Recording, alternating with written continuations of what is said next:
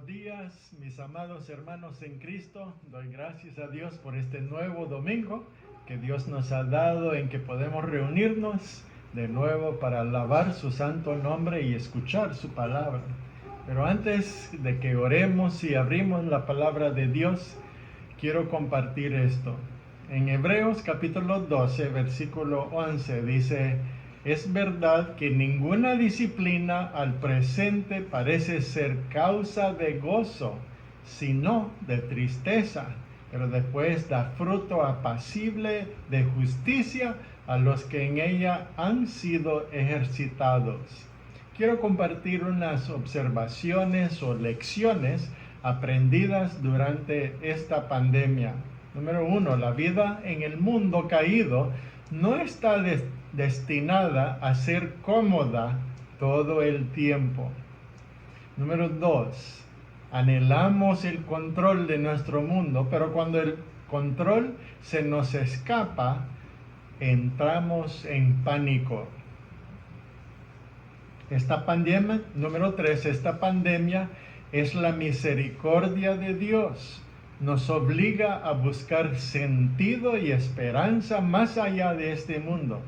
Especialmente los que no son salvos tienen que buscar a Dios mientras que puede ser hallado.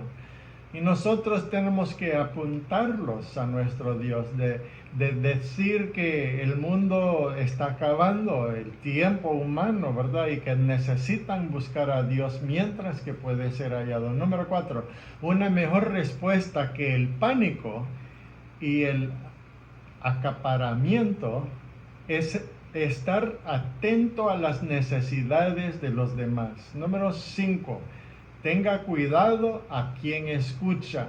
Los medios seculares amplifican la ansiedad y el miedo, pero la palabra de Dios es la noticia positiva, ¿verdad? De esperanza de Dios. Número 6, la pandemia destaca las diferencias entre las respuestas cristianas y seculares en cuanto al sufrimiento. Inclinarse hacia el sufrimiento versus evitar el sufrimiento a todo costo.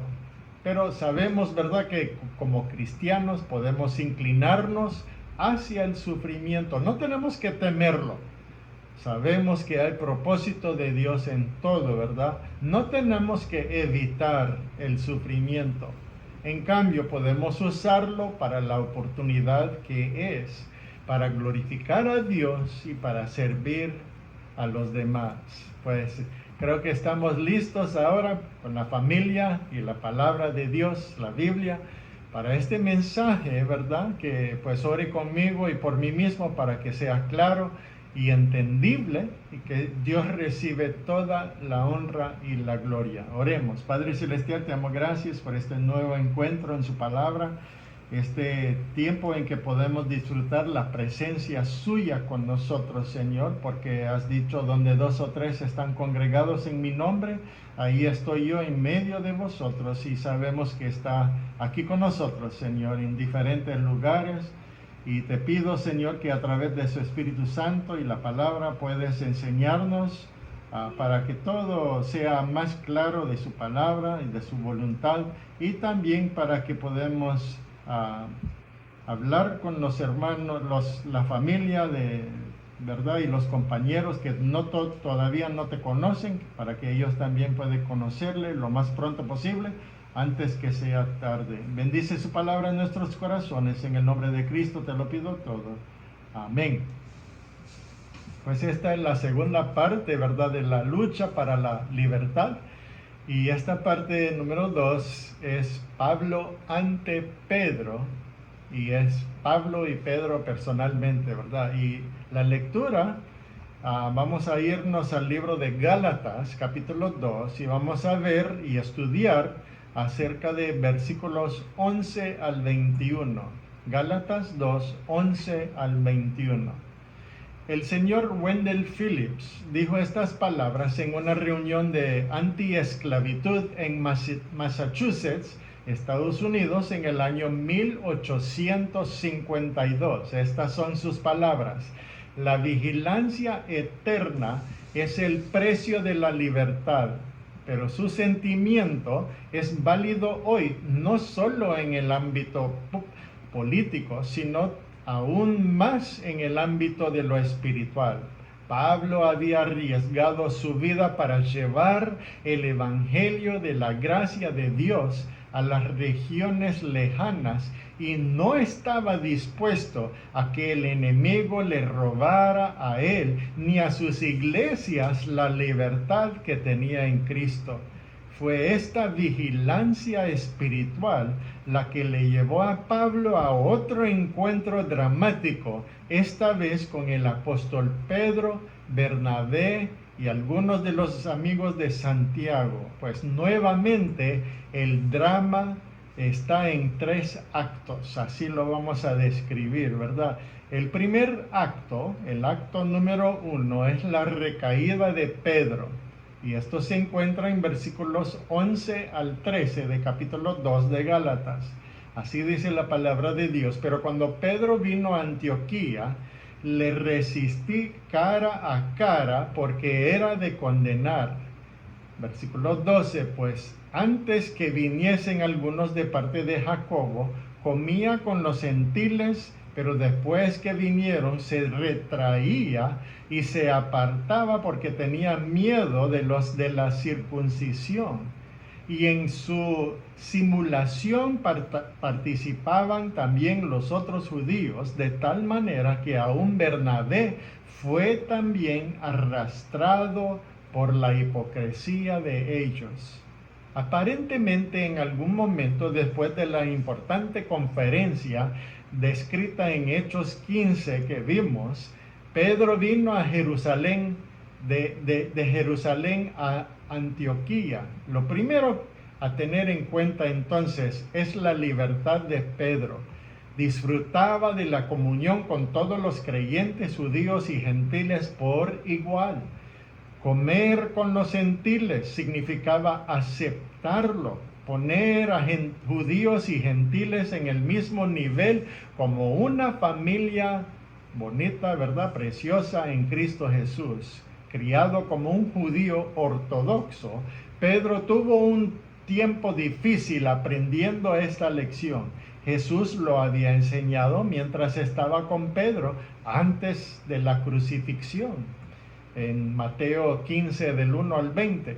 El Espíritu Santo lo había enfatizado cuando envió Pedro a la casa de Cornelio, el centurión romano, en Hechos 10. Además, la verdad había sido aceptada y aprobada por la conferencia de los líderes en Jerusalén, que vimos en Hechos 15. Pedro había sido uno de los testigos clave en ese momento. Pero antes de criticar a Pedro, tal vez sea mejor examinar nuestras propias vidas para ver cuántas doctrinas bíblicas estamos nosotros obedeciendo. Al examinar la historia de la iglesia se puede ver que incluso con una Biblia completa, los creyentes a través de los años se han tardado en creer y practicar las verdades de la fe cristiana. Pues nosotros también hemos fallado. Cuando pensamos en la persecución y la discriminación que se han practicado en el nombre de Cristo, nos avergüenza grandemente. Una cosa para nosotros es defender una doctrina en una reunión de la iglesia y otra muy distinta es ponerla en práctica en nuestra vida cotidiana. La libertad de Pedro estaba amenazada por el temor de Pedro. Mientras estaba en Antioquía, algunos de los asociados de Jacobo visitaron a la iglesia. Recordarán que Jacobo era un judío estricto a pesar de que era un creyente cristiano. Pablo no sugirió que Jacobo enviara a estos hombres a investigar a Pedro o incluso que eran funcionarios de la iglesia de Jerusalén. Sin duda pertenecían al grupo de la circuncisión, Hechos 15, 1 y 5, y querían guiar a la iglesia de Antioquía hacia el legalismo religioso, pues estaban equivocados. Después de su experiencia con Cornelio, Pedro había sido amonestado y se defendió hábilmente, pero ahora tuvo miedo, tuvo temor. Pedro no había tenido miedo de obedecer al Espíritu Santo cuando lo envió a Cornelio, ni tenía miedo de dar su testimonio en la conferencia de Jerusalén, pero ahora, con la llegada de algunos miembros de la oposición, Pedro perdió el coraje. Proverbios 29-25 dice: el temor del hombre pondrá lazo. Pues, ¿cómo explicamos este temor que tuvo Pedro? Por un lado, nosotros sabemos que Pedro era un hombre impulsivo. Podía mostrar una fe y un valor increíble en un minuto y fracasar completamente al siguiente. Caminó sobre el agua para ir a Jesús, pero luego se asustó y comenzó a hundirse. Se jactó en el aposento alto de que moriría voluntariamente con Jesús y luego se negó a su Señor Jesús 3 veces. Pedro, en el libro de los Hechos, es ciertamente más maduro y consistente que en los 4 evangelios, pero no fue perfecto, ni nosotros tampoco somos perfectos. El temor de Pedro le llevó a la caída de Pedro, al tropiezo de Pedro. Dejó de disfrutar la fiesta de amor con los otros creyentes gentiles y se separó de ellos. Hay 2 tragedias en la caída de Pedro. Primero, lo convirtió en un hipócrita. La palabra fingir significa dar a entender algo que no es cierto o dar existencia ideal a lo que realmente no la tiene. La palabra disimular significa ocultar algo para que no se vea o para que parezca distinto de lo que verdaderamente es. Pedro fingió que sus acciones estaban motivadas por la fidelidad, cuando realmente estaban motivadas por el temor. Qué fácil es usar nuestro conocimiento de la doctrina bíblica para encubrir nuestra propia desobediencia. La segunda tragedia es que Pedro llevó a otros por el mal camino junto con él. Incluso Bernabé estaba involucrado. Bernabé había sido uno de los líderes espirituales de la iglesia en Antioquía, por lo que su desobediencia tendría una tremenda influencia en los demás en la comunidad. Quiero hacerles unas preguntas para hacerles pensar. Supongamos que Pedro y Bernabé hubieran ganado con esta batalla, ¿hubieran llevado a la iglesia al legalismo? ¿Cuáles podrían haber sido los resultados? ¿Piensa que Antioquía habría seguido siendo la gran iglesia misionera que envió a Pablo y Bernabé en Hechos 13? En cambio, habrían enviado a los misioneros del grupo de la circuncisión, es decir, los judíos, y capturado o dividido a las iglesias que Pablo ya había fundado. Puede ver que este problema no era una cuestión de personalidad o de posición en el liderazgo espiritual entre los apóstoles. Se trataba de la verdad del Evangelio y Pablo estaba preparado para luchar por ello. Pues hemos visto el acto número 1, la recaída de Pedro. Ahora llegamos al acto número 2, la reprensión de Pablo, versículos 14 al 21 de capítulo 2. Pues los estudiantes de la Biblia no están seguros de dónde termina la conversación de Pablo con Pedro y dónde continúa su carta a los Gálatas en este pasaje. Realmente no importa, ya que toda la sección se trata el mismo tema. El tema es nuestra libertad en Jesucristo. Asumiremos que toda la sección representa la reprensión de Pablo a Pedro. Es interesante notar que Pablo construye toda la reprensión sobre la doctrina. Hay 5 doctrinas cristianas básicas que fueron negadas por Pedro debido a su separación de los gentiles. La primera es la unidad de la iglesia. Versículo 14 dice, pero cuando vi que no andaban rectamente conforme a la verdad del evangelio, dije a Pedro delante de todos, si tú, siendo judío, vives con los gentiles y no como judío, ¿por qué obligas a los gentiles a judaizar?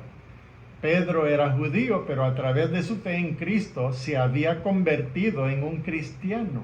Como era cristiano, era parte de la iglesia, y en la iglesia no hay distinciones raciales. Eso se encuentra, ¿verdad?, en Gálatas 3:28, el capítulo siguiente, ¿verdad?, donde dice, ya no hay judío ni griego, no hay esclavo ni libre, no hay varón ni mujer, porque todos vosotros sois uno en Cristo Jesús. Hemos visto cómo el Señor le enseñó a Pedro esta importante lección, primero en la casa de Cornelio y luego en la conferencia de Jerusalén. Pues las palabras de Pablo deben haber picado a Pedro. Si tú, siendo judío, vives como los gentiles y no como judío, ¿por qué obligas a los gentiles a judaizar? Ahora usted quiere que los gentiles vivan como los judíos. ¿Qué tipo de inconsistencia es esa? Pedro mismo había declarado en la conferencia de Jerusalén de que Dios no hizo ninguna diferencia entre nosotros y ellos, purificando por la fe sus corazones, Hechos 15:9.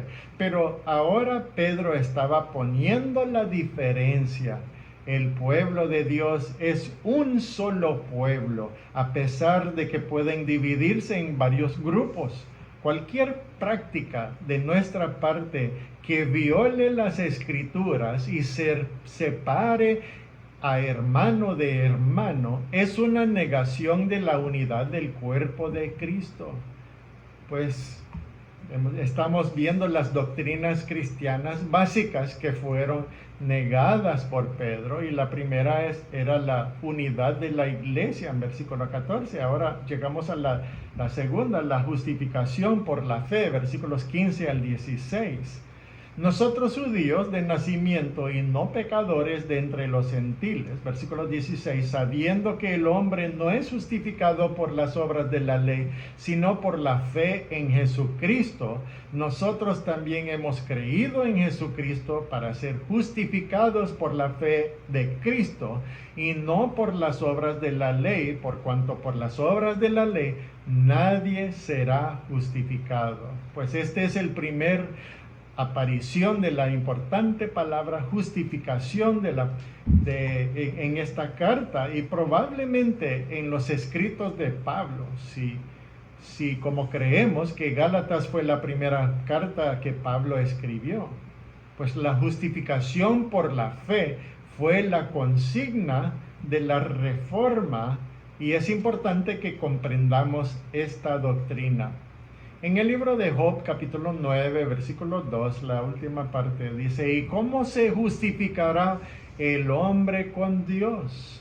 Era una pregunta vital, porque la respuesta determinaba consecuencias eternas. Pues la respuesta de Dios lo encontramos en Habacuc 2:4, la segunda parte, Habacuc 2:4, que dice, mas el justo por su fe vivirá. Pero ¿qué es la justificación? La justificación es el acto de Dios por el cual se declara al pecador creyente justo en Jesucristo. Lo voy a decir otra vez. La justificación es el acto de Dios por el cual se declara al pecador creyente justo en Jesucristo. Cada palabra de esta definición es importante. La justificación es un acto, no es un proceso. Ningún cristiano es más justificado que otro creyente. Romanos 5:1 dice, justificados pues por la fe, tenemos paz para con Dios por medio de nuestro Señor Jesucristo.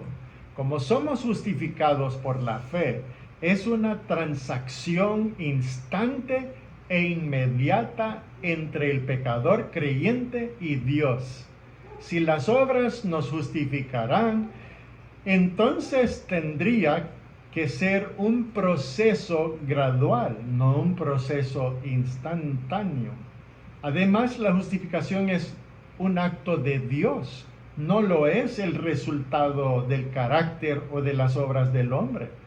Romanos 8:33, la segunda parte dice, Dios es el que justifica. No es haciendo las obras de la ley que el pecador se coloca justo ante Dios, sino poniendo su fe en Jesucristo. Como Pablo explicará más adelante en esta carta, la ley fue dada para revelar el pecado y no para redimirlo del pecado. Romanos 3:20 dice, ya que por las obras de la ley ningún ser humano será justificado delante de él, porque por medio de la ley es el conocimiento del pecado. Dios en su gracia ha puesto nuestros pecados sobre Jesucristo y la justicia de Cristo ha sido puesta en nuestra cuenta. Es decir, que Dios tomó todo lo feo que nosotros teníamos en nuestra vida y Él nos dio todo lo bonito que tenía Jesucristo. 2 Corintios 5:21 dice, al que no conoció pecado, por nosotros lo hizo pecado, para que nosotros fuésemos hechos justicia de Dios en Él. En la justificación, Dios declara justo al pecador creyente, no lo hace justo. Por supuesto, la verdadera justificación conduce a una vida cambiada. De esto se trata Santiago, capítulo 2. Antes de que el pecador confíe en Cristo, se declara culpable o injusto ante Dios. Pero en el momento en que confía en Cristo, se lo declara justo, sin condenación, ¿verdad? Y jamás se lo puede llamar injusto o culpable. La justificación no es simple perdonar, porque una persona podría ser perdonada y luego salir y pecar y volverse a ser culpable. Una vez que haya sido justificado por la fe, nunca podrá ser declarado culpable ante Dios. La justificación también es diferente de la palabra perdonar, porque un criminal indultado todavía tiene antecedentes. Cuando el pecador es justificado por la fe, sus pecados pasados ya no se recuerdan contra él y Dios ya no registra sus pecados. Eso lo dice en Salmo 32, versículos 1 y 2. Dice, bienaventurado aquel cuya transgresión haya sido perdonada y cubierto su pecado. Bienaventurado el hombre a quien Jehová no culpa de iniquidad y en cuyo espíritu no hay engaño. Finalmente, Dios justifica a los pecadores y no a las buenas personas. Pablo declaró en Romanos 4:5 que Dios justifica al impío. La triste razón por la cual la mayoría de los pecadores no están justificados es porque no pueden llegar a admitir que son pecadores, que son impíos. Y el pecador es el único tipo de persona que Jesucristo puede salvar. Cuando Pedro se separó de los gentiles, estaba negando la verdad de la justificación por la fe, porque estaba diciendo, los judíos somos diferentes que los gentiles y somos mejores que ellos. Sin embargo, tanto los judíos como los gentiles son pecadores. Romanos 3:9 dice, ¿qué pues? ¿Somos nosotros mejores que ellos? En ninguna manera, pues ya hemos acusado a judíos y a gentiles que todos están bajo pecado. Solo pueden ser salvos por la fe en Cristo Jesús. Pues hemos visto la unidad de la iglesia, la justificación por la fe, la libertad. Es la tercera doctrina, la libertad de la ley. Versículos 17 al 18. Dice, y si buscando ser justificados en Cristo, también nosotros somos hallados pecadores, ¿es por eso Cristo ministró de pecado? En ninguna manera, versículo 18, porque si las cosas que destruí, las mismas vuelvo a edificar, transgresor me hago. En la conferencia de Jerusalén, Pedro había comparado la ley mosaica, la ley de Moisés, con un yugo pesado. Gálatas 5:1 dice, estad pues firmes en la libertad con que Cristo nos hizo libres, y no estéis otra vez sujetos al yugo de esclavitud. Ahora Pedro se había puesto bajo ese yugo imposible.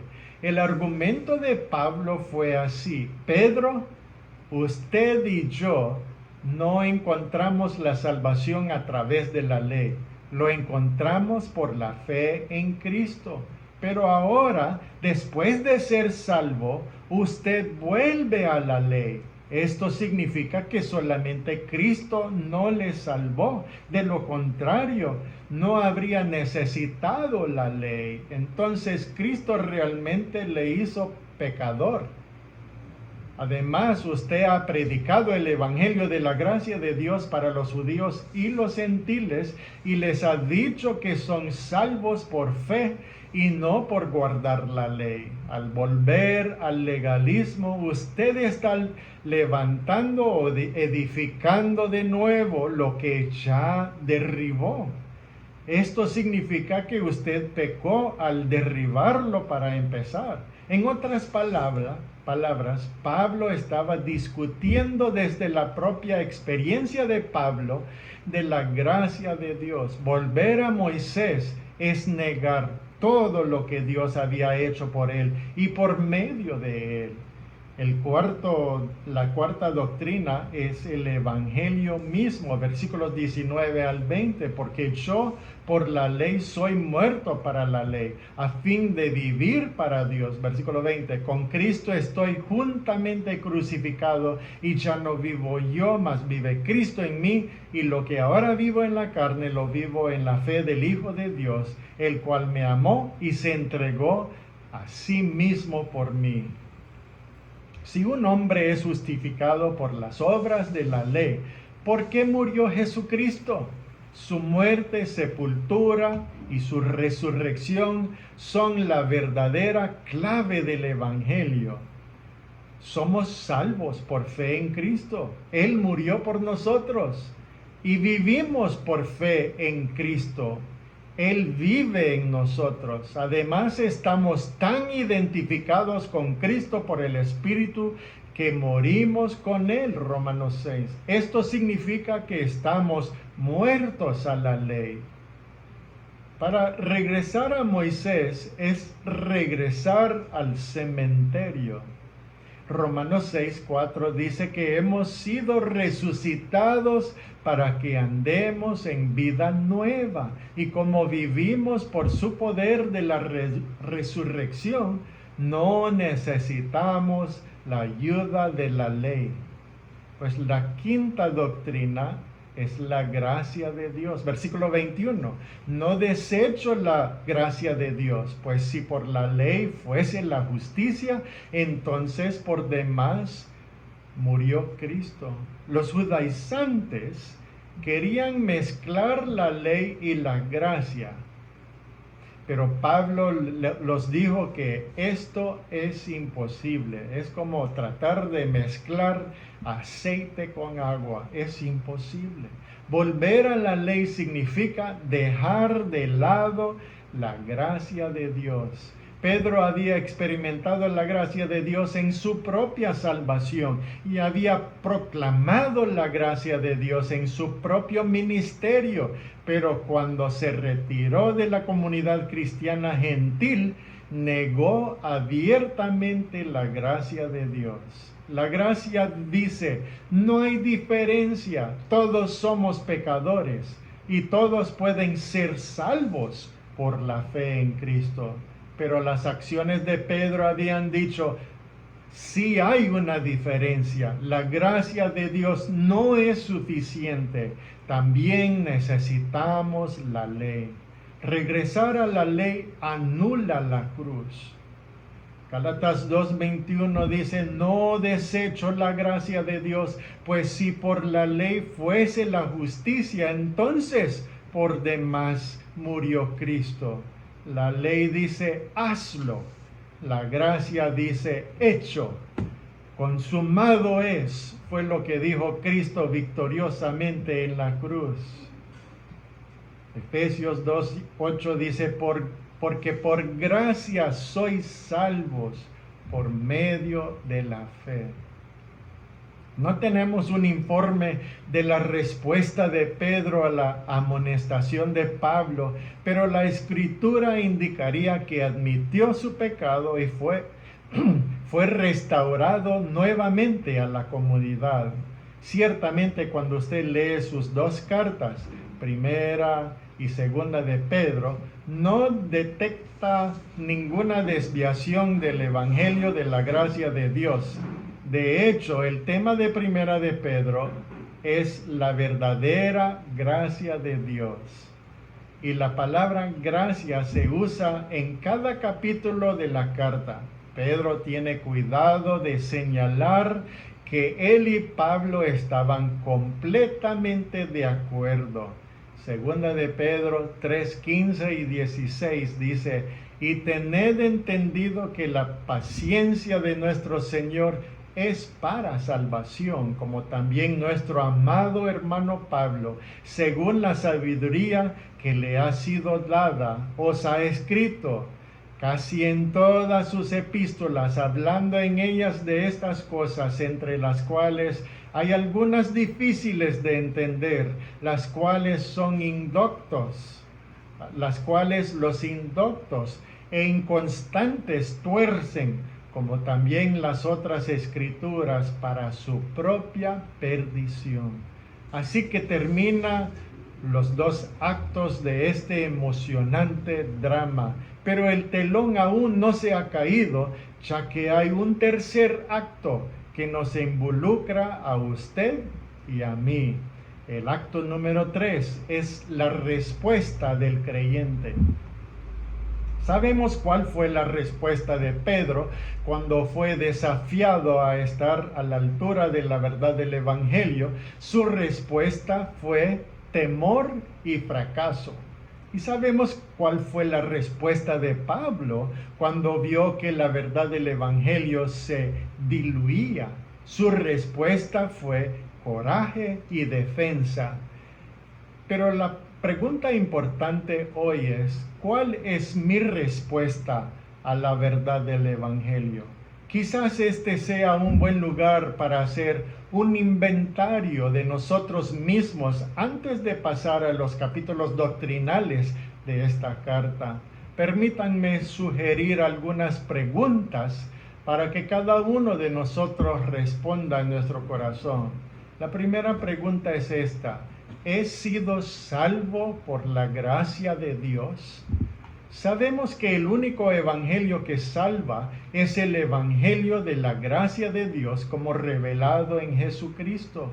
Cualquier otro evangelio es falso y está bajo la maldición. Otra pregunta: ¿estoy confiando en mí mismo para la salvación? Es decir, mi moralidad, mis buenas obras, incluso mi religión. Si es así, entonces no soy un cristiano verdadero, porque un verdadero cristiano es alguien que ha confiado solamente en Cristo. Efesios 2, 8 y 9 dice, porque por gracia sois salvos por medio de la fe, y esto no de vosotros, pues es don de Dios, no por obras para que nadie se gloríe. Otra pregunta, ¿estoy tratando de mezclar la ley con la gracia? La ley significa que yo debo hacer algo para agradar a Dios, mientras que la gracia significa que Dios ha cumplido la obra por mí y todo lo que necesito hacer es creer en Cristo. La salvación no es por fe en Cristo más algo, es solamente por fe en Cristo. Si bien la membresía de la iglesia y las actividades, ¿verdad?, de la iglesia son buenas en su lugar como expresiones de nuestra fe en Cristo, pero nunca se pueden agregar a la fe en Cristo para asegurar la vida eterna. Romanos 11:6 dice, y si por gracia, ya no es por obras. De otra manera, la gracia ya no es gracia. Y si por obras, ya no es gracia. De otra manera, la obra ya no es obra. Otra pregunta es esta. ¿Me regocijo en el hecho de que estoy justificado por la fe en Cristo? A menudo se ha dicho que la palabra justificado significa como si nunca hubiera pecado. Y esto es correcto. Nos debe traer una gran paz al corazón el saber que uno tiene una posición correcta ante Dios. Romanos 5:1 dice, justificados pues por la fe, tenemos paz para con Dios por medio de nuestro Señor Jesucristo. Solo piensa, la justicia de Cristo ha sido puesta a nuestra cuenta. Dios no solo ha declarado que somos justos en Cristo, pero Él trata con nosotros como si nunca hubiéramos pecado. Nunca debemos temer el juicio porque nuestros pecados ya han sido juzgados en Cristo sobre la cruz del Calvario. Romanos 8:1 dice, ahora pues, ninguna condenación hay para los que están en Cristo Jesús, los que no andan conforme a la carne, sino conforme al Espíritu. Otra pregunta, ¿estoy caminando en la libertad de la gracia? La libertad no significa libertinaje, más bien significa la libertad en Cristo para disfrutarle y convertirse en lo que Él ha determinado que seamos. No es solo libertad para hacer, sino también libertad para no hacer. Ya no somos esclavos del pecado y esclavos de la ley, como explicará Pablo en la sección práctica de esta carta en Gálatas 5 y 6. Obedecemos a Dios por amor y no por deber, no por la ley. Los cristianos disfrutan de una maravillosa libertad en Cristo. Pues, ¿lo estoy disfrutando? Esa maravillosa libertad. Otra pregunta, ¿estoy dispuesto a defender la verdad del Evangelio? Esto no significa que nos convertimos en detectives evangélicos que investigan cada iglesia y cada escuela dominical en la ciudad, pero sí significa que no tememos a los hombres cuando niegan las verdades que nos han traído la vida eterna en Cristo Jesús. Otra pregunta, ¿busco complacer a los hombres? Gálatas 1:10 dice, pues, ¿busco ahora el favor de los hombres o el de Dios? ¿O trato de agradar a los hombres? Pues si todavía agradara a los hombres, no sería siervo de Cristo. Muchas personas con las que nos encontramos realmente creen que las personas son salvas por la fe en Cristo, además de hacer buenas obras, guardar los 10 mandamientos, obedecer al Sermón del Monte y cualquier otro número de ventajas religiosas. Es posible que no tengamos la misma autoridad apostólica que Pablo ejercitó, pero tenemos la palabra de Dios para proclamar y es nuestra obligación de compartir la verdad. Si conocemos la verdad os hará libre, dice la Biblia, pero también debemos de contarlo a otros, ¿verdad? Otra pregunta, ¿estoy caminando recto según la verdad del Evangelio? La mejor manera de defender la verdad es vivir la verdad. Mi defensa verbal del Evangelio será lograr muy poco si mi vida contradice lo que digo. Pablo nos explicará cómo vivir en la libertad por la gracia de Dios. Y es importante que obedezcamos lo que él dice. Un nuevo empleado recibió instrucciones sobre cómo medir partes de una válvula para asegurarse de que estén listas para el ensamblaje final.